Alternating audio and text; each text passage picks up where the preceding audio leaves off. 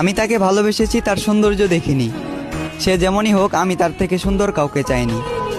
তার মুখ থেকে ভালোবাসার কথা শোনাটা ছিল আমার জীবনের শ্রেষ্ঠ উপহার। আফসোস, এটা ছিল তার অভিনয়। তবে আমার ভালোবাসাটা অভিনয় নয়, বরং তার এই অভিনয়ের কারণে তাকে পাওয়ার যুদ্ধে আজ আমাকে মানতে হলো হার। একটা সময় হাসির রাজ্যের রাজা ছিলাম, আজ সেই হাসিটাকেও হারিয়ে ফেললাম। আমি জানি আমি তার প্রথম নয়, বরং দ্বিতীয় ভালোবাসা ছিলাম। তবুও সে চিন্তা বাদ দিয়ে তাকে ফুলের মতো আগলে রাখলাম। আফসোস, সে ফুলের কাঁটাতেই আমার জীবন গেল, যে ফুলটা একটা সময় আমাকেও ভালোবাসার কথা বলেছিল। খারাপ তো তখনই লাগলো যখন দেখলাম চোখের সামনে অতি আপন মানুষটা হয়ে গেল পর। চোখ দিয়ে ঝরল বৃষ্টি, বুক দিয়ে বয়ে গেল কালবৈশাখী ঝড়।